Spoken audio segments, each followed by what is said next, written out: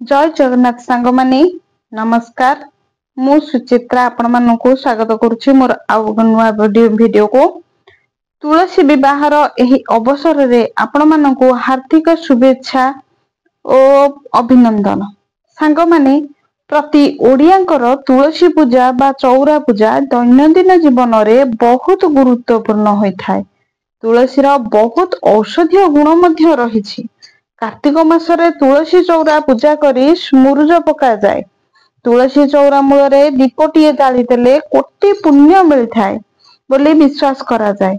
सांग माने आपण माने जानते कि तुलसी विवाह केउ दिन पालन करा जाए? प्रति वर्ष कार्तिक मास शुक्ल पक्ष एकादशी देव उत्थापन एकादशी दिन तुलसी विवाह कर पालन करा जाए।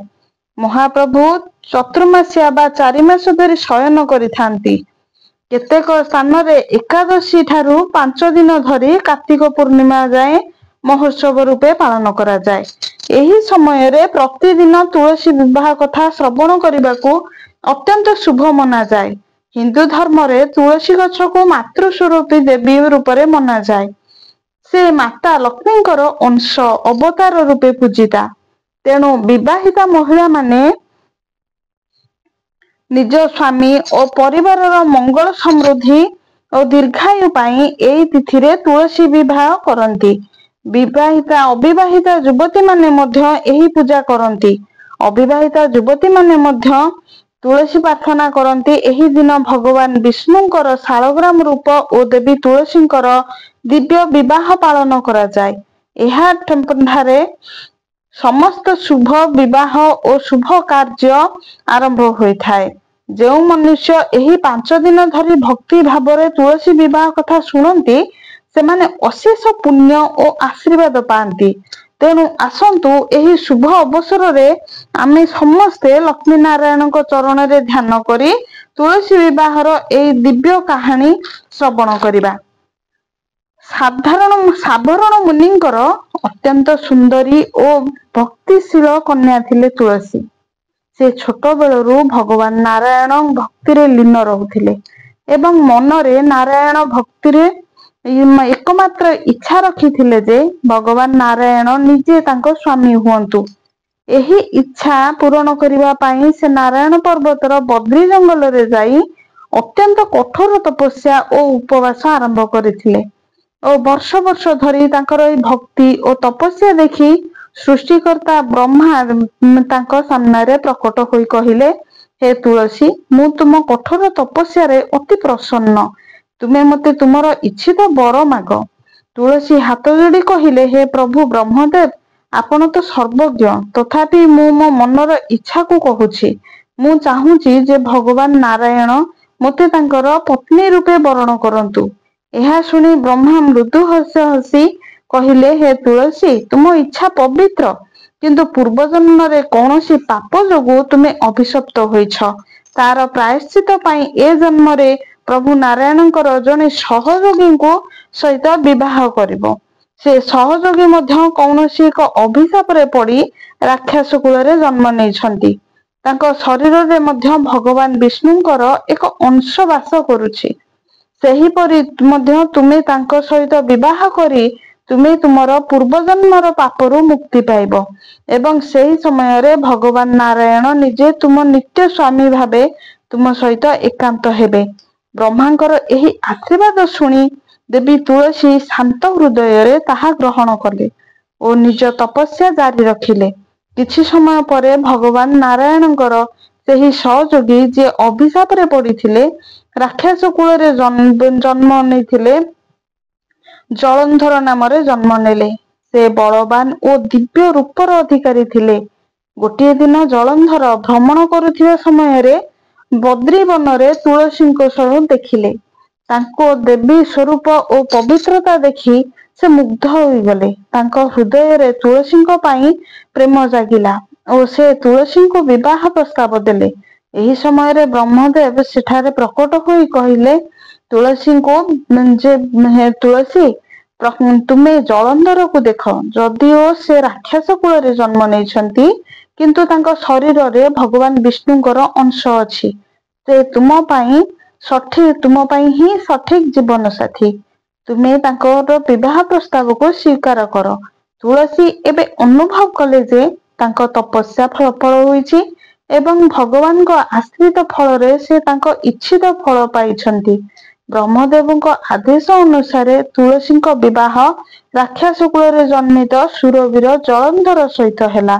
ବିବାହ ପରେ ତୁଳସୀ ତାଙ୍କ ସହିତ ତାଙ୍କ ରାଜପ୍ରସାଦକୁ ଗଲେ ଏବଂ ଏକ ସତୀ ଧର୍ମିଣୀ ଓ ପତିଭକ୍ତା ନାରୀ ରୂପେ ନିଜ ଜୀବନ ଅତିବାହିତ କଲେ।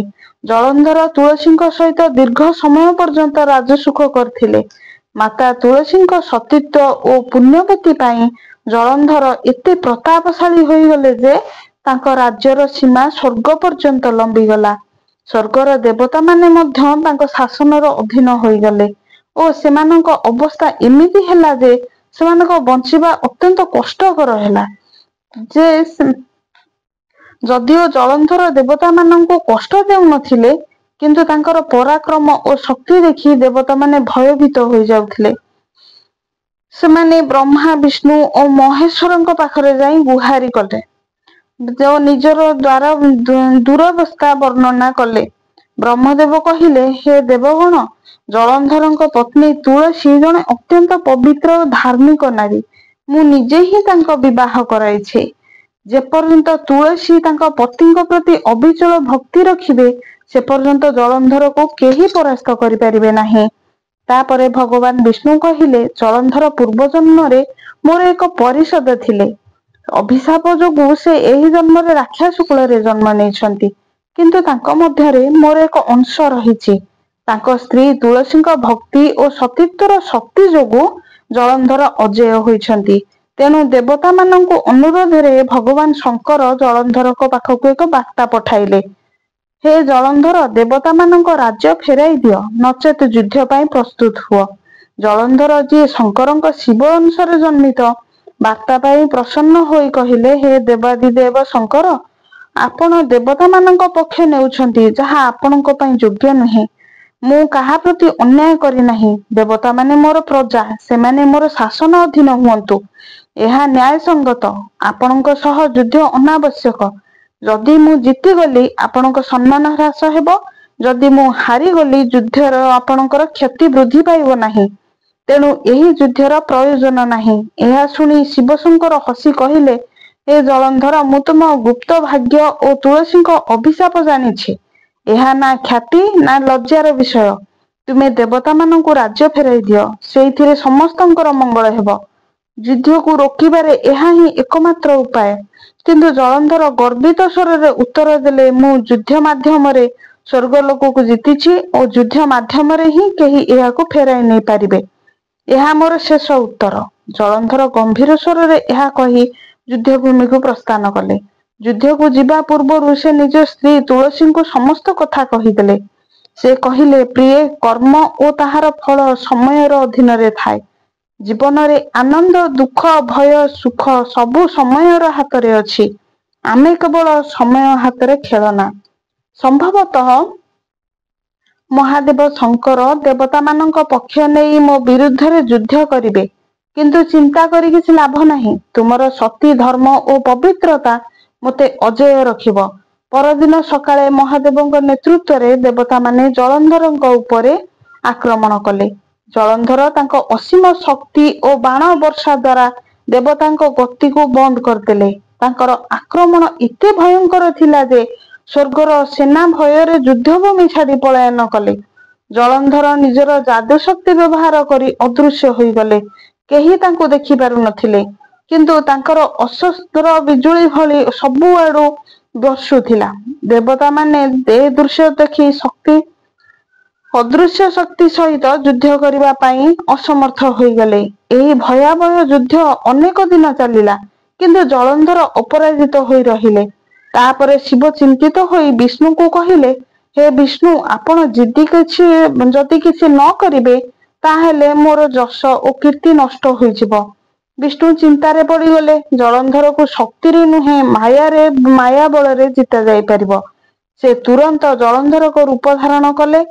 ସେହି ଦିବ୍ୟ, ତେଜସ୍ୱୀ, ସୁଖୀ ମୁଖ ଓ ସାହସୀ ଅଭିଭାବକ ସବୁକିଛି ସମାନ ଥିଲା। ତାପରେ ସେ ତୁଳସୀଙ୍କ ପାଖକୁ ଗଲେ ଓ ହସି ହସି କହିଲେ, ପ୍ରିୟ, ଯୁଦ୍ଧ ସମାପ୍ତ ହୋଇଗଲା। ଭଗବାନ ଶଙ୍କର ସମେତ ସମସ୍ତ ଦେବତା ମୋ ସମ୍ମୁଖରେ ପରାସ୍ତ ହେଲେ। ପ୍ରିୟ, ମୁଁ ଯୁଦ୍ଧରେ ବହୁତ ଥକି ଯାଇଛି। ଆସ ବିଜୟର ଉତ୍ସବ ପାଳନ କରିବା। ମାତା ତୁଳସୀ ନିଜ ସ୍ୱାମୀଙ୍କ ରୂପ ଦେଖି ବହୁତ ଖୁସି ହୋଇଗଲେ। ସେ ଭାବିଲେ ଜଳନ୍ଧର ବାସ୍ତବରେ ବିଜୟୀ ହୋଇଛନ୍ତି। ସେ ଦୌଡ଼ି ଯାଇ ପ୍ରେମାତ୍ମକ ଆଲିଙ୍ଗନ କଲେ, କିନ୍ତୁ ସେ ଜାଣିନଥିଲେ ଯେ ସେ ଯାହାକୁ ଆଲିଙ୍ଗନ କରୁଛନ୍ତି ସେ ତାଙ୍କ ପତି ଜଳନ୍ଧର ନୁହନ୍ତି, ସେ ହେଉଛନ୍ତି ଭଗବାନ ବିଷ୍ଣୁ। ତାଙ୍କର ସତୀତ୍ୱ ନଷ୍ଟ ହୋଇଗଲା। ଯେଉଁ ସତୀ ଶକ୍ତି ଜଳନ୍ଧରଙ୍କର ଦିବ୍ୟ କବଚ ଭଳି କାମ କରୁଥିଲା, ସେହି କବଚ ବି ନଷ୍ଟ ହୋଇଗଲା। ଜଳନ୍ଧର ଶକ୍ତିହୀନ ହୋଇପଡ଼ିଲେ। ଏହି ସୁଯୋଗ ଦେଖି ମହାଦେବ ତ୍ରିଶୂଳରେ ଜଳନ୍ଧରକୁ ଆଘାତ କଲେ। ତ୍ରିଶୂଳ ଲାଗିବା ମାତ୍ରେ ଜଳନ୍ଧରଙ୍କର ମୃତ୍ୟୁ ହୋଇଗଲା। ତାଙ୍କର ସବୁ ଗର୍ବ ଅହଙ୍କାର ଚୂର୍ଣ୍ଣ ହୋଇଗଲା। ସମସ୍ତ ଦୁଷ୍ଟତା ନିଃଶେଷ ହୋଇଗଲା। ଏହି ସମ୍ବାଦ ଶୁଣି ଭଗବାନ ବିଷ୍ଣୁ ନିଜ ଦିବ୍ୟ ରୂପରେ ପ୍ରକଟ ହେଲେ। ସେତେବେଳେ ତୁଳସୀ ତାଙ୍କୁ ଦେଖି ଆଶ୍ଚର୍ଯ୍ୟ ହୋଇଗଲେ। ଯିଏ ତାଙ୍କ ସ୍ୱାମୀଙ୍କ ରୂପରେ ତାଙ୍କ ପାଖକୁ ଆସିଥିଲେ, ତାଙ୍କ ହୃଦୟ ଦୁଃଖ ଓ ସନ୍ତାପରେ ଭାଙ୍ଗିଗଲା। ସ୍ୱୟଂ ବିଷ୍ଣୁ ତାଙ୍କୁ ଠକିଛନ୍ତି, ତାଙ୍କ ସହିତ ଛଳନା କରିଛନ୍ତି। ତୁଳସୀ ମନସ୍ତାପ କଲେ। ତାଙ୍କର ଟିକେ ଭୁଲ ପାଇଁ ତାଙ୍କ ସ୍ୱାମୀ ଜଳନ୍ଧରଙ୍କର ମୃତ୍ୟୁ ହୋଇଗଲା। ତେଣୁ ମାତା ତୁଳସୀ ଭଗବାନ ବିଷ୍ଣୁଙ୍କୁ ଅଭିଶାପ ଦେଲେ ଓ କହିଲେ, ହେ ବିଷ୍ଣୁ, ତୁମେ ଜଣେ ପତିବ୍ରତା ନାରୀର ସତୀତ୍ୱ ଛଳନା କରି ନଷ୍ଟ କରିଛ। ତେଣୁ ତୁମେ ହୃଦୟହୀନ ପଥରରେ ପରିଣତ ହୋଇଯିବ। ଭଗବାନ ବିଷ୍ଣୁ ଶାନ୍ତିପୂର୍ଣ୍ଣ ଭାବରେ ତୁଳସୀଙ୍କର ଅଭିଶାପକୁ ଗ୍ରହଣ କଲେ। କହିଲେ, ଦେବୀ, ତୁମେ ଯାହା କହିଲ ଠିକ ଅଟେ, କିନ୍ତୁ ଏହା ସବୁ ଜଳନ୍ଧର ଓ ତୁମର ମୁଖ୍ୟ ପାଇଁ ମୋତେ କରିବାକୁ ପଡ଼ିଲା। ଏବେ ତୁମେ ଏହି ଶରୀର ଛାଡ଼ି ପୃଥିବୀ ପୃଷ୍ଠରେ ମୋ ତୁଳସୀ ଗଛ ଭାବରେ ଜନ୍ମ ନେବ। ତୁମର ପତ୍ର ଦ୍ୱାରା ମୋର ପୂଜା ହେବ। ତୁମେ ମୋ ମସ୍ତକରେ ସ୍ଥାନ ପାଇବ, ଆଉ ମୁଁ ଗଣ୍ଡୁକୀ ନଦୀରେ ଶାଳଗ୍ରାମ ଭାବରେ ରହିବି ଓ ଶାଳଗ୍ରାମ ରୂପରେ ପୂଜା ପାଇବି। ତୁମ ବିନା ମୋ ପୂଜା ଅଧୁରା ହେବ। ତୁମ ସ୍ୱାମୀ ଜଳନ୍ଧରଙ୍କର ଅସ୍ଥିରୁ ଶଙ୍ଖ ଜନ୍ମ ନେବ, ଯାହା ନାଦରେ ସମସ୍ତ ଦେବୀ ଓ ଦେବତାମାନଙ୍କର ପୂଜା ହେବ। ଯେଉଁଠି ଶଙ୍ଖନାଦ ହେବ, ସେଠାରେ ମୁଁ ନିଜେ ମଙ୍ଗଳ ରୂପରେ ବାସ କରିବି। ତୁମେ ପୂର୍ବଜନ୍ମରେ ବଦ୍ରି ଜଙ୍ଗଲରେ ମୋତେ ପାଇବା ପାଇଁ ତପସ୍ୟା କରିଥିଲ। ତେଣୁ ସେହି ତପସ୍ୟା ଏବେ ସଫଳ ହେଲା। ମୁଁ ବଦ୍ରିନାଥ ଧାମରେ ବଦ୍ରିନାରାୟଣ ପ୍ରସ୍ତର ରୂପରେ ପ୍ରତିଷ୍ଠିତ ହେବି ଏବଂ ତୁମର ପବିତ୍ର ତୁଳସୀ ପତ୍ରରେ ପୂଜା ହେବି। ତାପରେ ବିଷ୍ଣୁ କହିଲେ, ହେ ତୁଳସୀ, ତୁମେ ମୋ ମସ୍ତକରେ ରହି ମୋ ଠାରୁ ମଧ୍ୟ ଉଚ୍ଚ ସ୍ଥାନ ପାଇଲ। ତୁମ ପତ୍ର ନ ପଡ଼ିଲେ ମୋର କୌଣସି ପୂଜା ସମ୍ପୂର୍ଣ୍ଣ ହେବ ନାହିଁ। ସାଙ୍ଗମାନେ, ଯେତେବେଳେ ପୃଥିବୀରେ ପାପର ଭାର ବଢ଼ିଯାଏ, ସେତେବେଳେ ଭଗବାନ ବିଷ୍ଣୁ ଅବତାର ନେଇଥାନ୍ତି। ସେଇ ଦିନ ଠାରୁ କାର୍ତ୍ତିକ ମାସ ଶୁକ୍ଳପକ୍ଷ ଦେବ ଉତ୍ଥାପନ ଏକାଦଶୀ ଦିନ ତୁଳସୀ ବିବାହ ପାଳନ କରାଯାଏ। ସାଙ୍ଗମାନେ, କେମିତି ଲାଗିଲା ଆଜିର এই ବିଷୟଟି? ଭଲ ଲାଗିଥିଲେ ଛୋଟ ଲାଇକଟେ କରିଦେବେ। ମୋ ଚ୍ୟାନେଲରେ ନୂଆ କରି ଭିଡିଓ ଦେଖୁଥିଲେ ସବସ୍କ୍ରାଇବ କରିଦେବେ। ବେଲ ଆଇକନ ପ୍ରେସ କରିଦେବେ। ଏମିତି ନୂଆ ନୂଆ ଭିଡିଓର ନୋଟିଫିକେସନ ଆପଣମାନଙ୍କ ପାଖକୁ ଚାଲିଯିବ। କମେଣ୍ଟରେ ନିଜର ମୂଲ୍ୟବାନ ମତାମତ ଦେବେ। ଅଧିକରୁ ଅଧିକ ସେୟାର କରିଦେବେ। ଆଉ ମୋର ସଂସ୍କୃତି ପରମ୍ପରା ବିଷୟରେ ସମସ୍ତେ ଜାଣିପାରିବେ। ରହୁଛି, ପୁଣି ଦେଖାହବ ଆଉ ଏକ ନୂଆ ଭିଡିଓରେ। ନମସ୍କାର, ଜୟ ଜଗନ୍ନାଥ।